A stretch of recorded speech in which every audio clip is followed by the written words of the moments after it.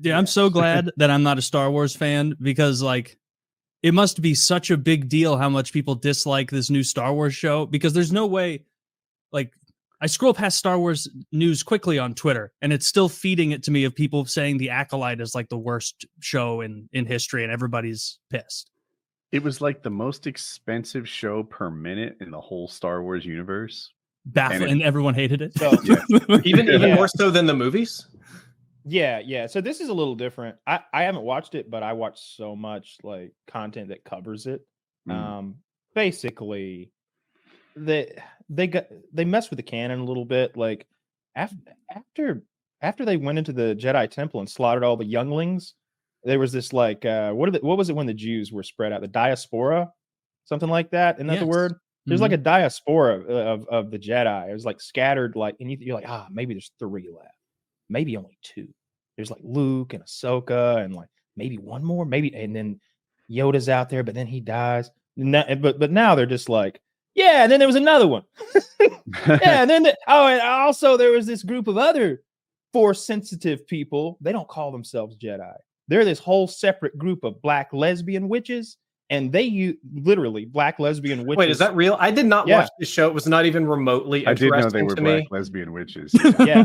Now, are we talking black as in I wear black clothing and I'm goth and I'm Sith, or like? No, that's cool. Black? I like that. I like that black. So you don't like the other? I like all the blacks. I like them all. I prefer them.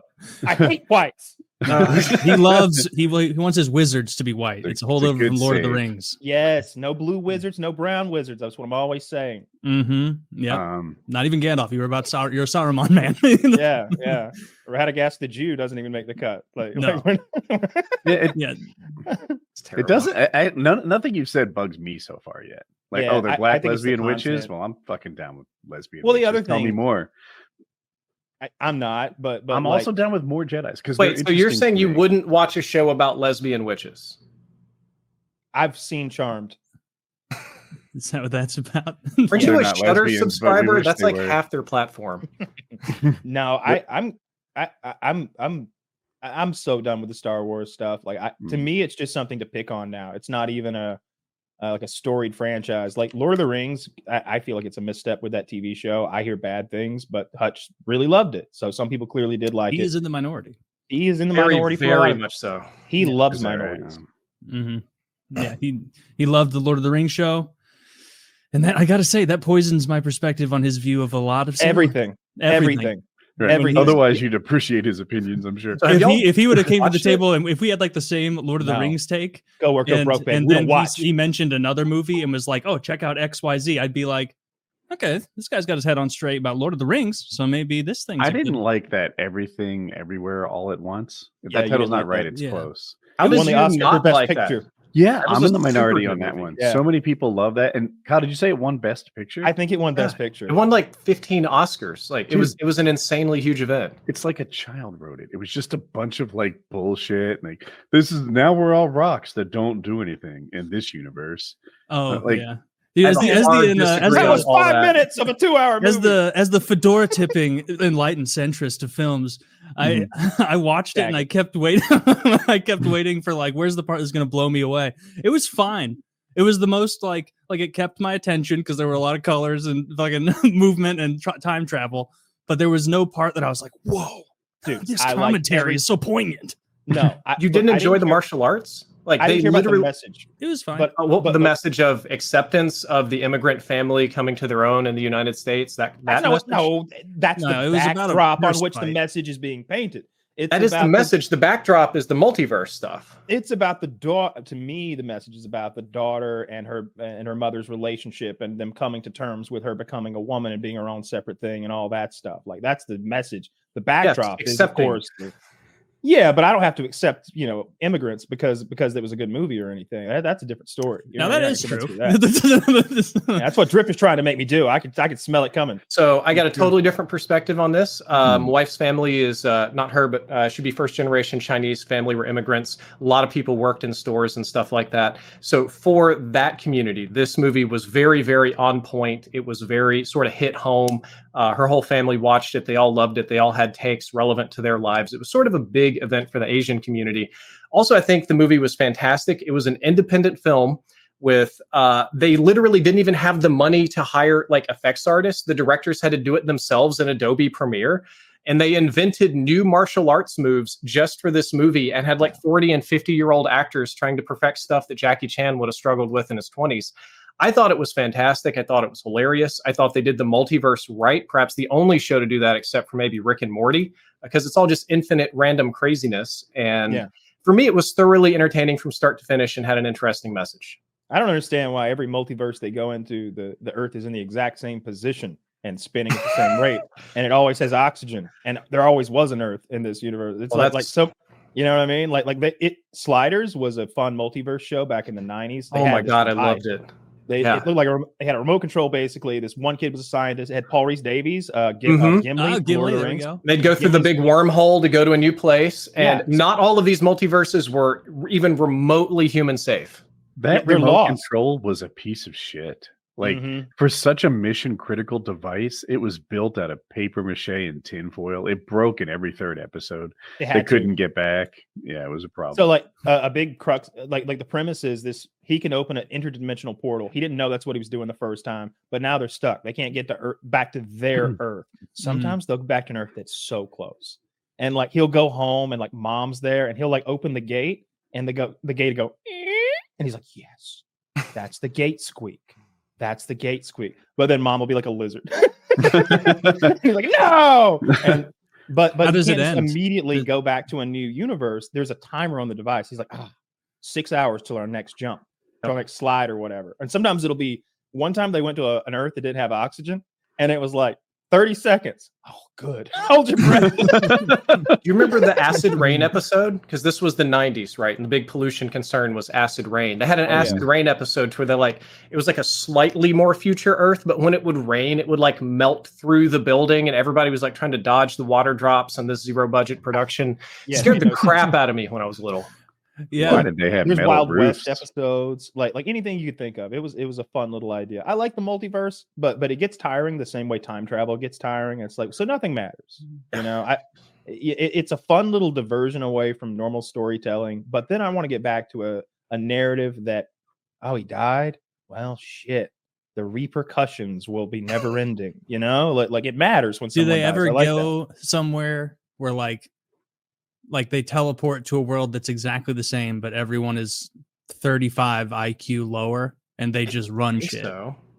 Maybe not. I think they went to some like rural, like kind of dumbed down, medievally sort of places. There was a Wild West episode. There's episodes where there's time, you know, people are 100 years behind or 100 years ahead. Okay. There's one, I think they were aliens. I remember these gray-faced monster men with red eyes, but you know, I was a kid. There's one where the Nazis won. Oh God. You're bringing back memories. Yeah, I think that was a whole show on Amazon, wasn't it? It is The Man in the High Tower. Man in the High Tower, based on the book. Yeah, I didn't watch that because like I hate the Nazis so much. I genuinely did.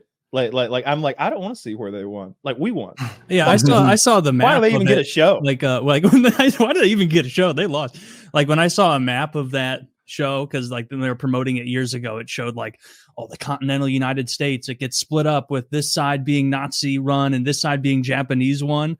There was such a huge part that was Japanese. I'm like, even in a fantasy world, I can't imagine Imperial Japan exerting power over an area this large. They couldn't. They did in China. The Nazis couldn't have done that either. Exerted power all the way on us. Nah. The Japanese did though. If you look at like Indonesia and China, like they were a little higher up than Indonesia. Well, they conquered a huge part of coastal China. Like China lost like a third of its territory to Japan. Yeah. China until like 60 years ago, China was just like, if we have enough people, we can kind of win. Like they didn't really do anything. Yeah. Now they're just now figuring it out and starting to excel. Over here. Real AJ. No. Yeah. You're thinking big. Think like stupid, redneck, poor, desperate, like Trailer Park Boys kind of shit. He's a real Duke brother. Dude, Trailer Park Boys, unlike any other comedy show, instills me with such a sense of like sadness, dread, and hopelessness. Like the intro itself, like I almost always hit skip intro if I'm watching it on a service like that, because the song plus the the tinny, incorrect color palette. It's just gray, and it's so sad, like yellowish, and their like goals are so laughable. Where it's like, Julian, we got to get $4,000 to retire, and it's like, really? Like $4,000 is their big, like Project 35 is like they're gonna make 25 grand, and then we're all smooth sailing the rest of our lives. We're gonna steal the gumball machine with all the pennies in it, or they'll like ask Ricky for some money. He's like, who do you think I am? I don't have just like $5 laying around. Who has that kind of money? The like it's so far and away most intelligent member of their crew is the guy who like took me until season 2 for me to realize he wasn't a retard. Yeah. Yes. But they wrote it. Look, they wrote him, and he acted like he was retarded for many seasons, in my opinion. And at some point, the actor was like, "I don't want to be the retarded guy. I want to have a thing every now and then. I don't always want to be the butt of the joke. Maybe I have some business ideas. Maybe my kitties could get their own little adventure land." And so they made him more quirky and actually more sensible. I liked him as more retarded. I did too. Where they be generous, I would say. Those eyes. Yeah, it was pretty rough. I love the Trailer Park Boys. Everything that they do, their schemes, their the way it works, the piss jugs, the culture. That is very. I know it was filmed in Canada. That was so accurate to the American South growing up. It was so much like where I lived and where my wife lived. Like every episode would hit home in some small way, like the scheme to steal half a pack of cigarettes and stuff. And, you get paid this week and it's your daughter's birthday. What do? Spend all the money instantly. I couldn't tell you how many times I've seen that in real life in Mississippi. Just can't buy real. I don't know. I didn't like the sad bits of it. I appreciate those the saddest moment in all of Trailer Park Boys. I'm going to tell you right now.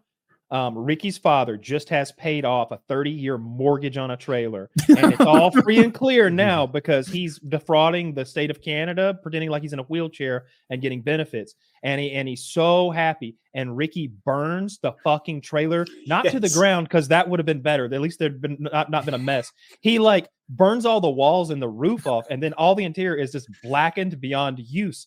And he does it like cooking French fries and getting laid and like abandoning like French fries cooking on the stove. So the next day we're coming to terms with the fact that the house is gone now, and we were all already homeless, the gang or whatever, but now like we don't even know anybody who's got a house. So they're having breakfast in the wreckage. They're outside on like a hot plate. And Bubbles shows up late to breakfast, and he's like, he can smell bacon and like bacon sandwiches and bread or something like that. And he's like, "Oh, you got any more of that bacon?" He's like, "Sorry, Bubs, this is for the old man. You can there's a bread heel there. The bread heel, of course, is the bad piece of bread on the end of a loaf of bread. He's like, you could sop up some of that bacon grease here, though, with that bread heel. That's pretty." He goes, and Bubbles acts like he doesn't know how he's like this. Like he doesn't know if he's being pranked or not. He's like, "This is how I do it." And then I eat this. And he's like, and he goes, He's making this goofy, like Ricky, this is fucking disgusting. Good Bubbles impersonation. Anything I can drink? He asked for something to drink, and Ricky hands him a melted 2-liter bottle that's got some liquid in the bottom, and he's like drinking out of this old melted bottle. It's all contorted and twisted in a weird shape, and he's eating his bread heels that he stopped up bacon grease with in the wreckage or just outside of this home, and still smoking. It's so depressing because there's I thought it was hilarious. I've lived that life, so like getting a perspective on it, fucking hilarious. Like the Bible salesman episode, you too can enter the kingdom of heaven with this here Bible for only 8 easy payments of $99.99. Yeah. And all the the stupid ideas that like Ricky would have of what an intellectual would do, where he's like, gotta get him a fucking encyclopedic set for $700, and it's like no little girl wants the World Almanac or whatever. So she can be learned. But it wouldn't even be the whole thing. It would be like missing some of the letters of the alphabet and stuff. It's just you couldn't get the whole set. Couldn't afford the whole set. Do you remember that? Like, when did that end? Like okay, for those of you who aren't fucking too old, we had a couple of them at my house. Like, no. We had encyclopedias, but what I'm saying is that when I was growing up, for some reason at the grocery store, they sold encyclopedias there, and you had to like sign up, and they'd send you like a set. You could buy a set of encyclopedias, and I remember there was some idea, or at least they offered to like buy you a book at a time, sell you a book at a time. It's like, what am I gonna do with R?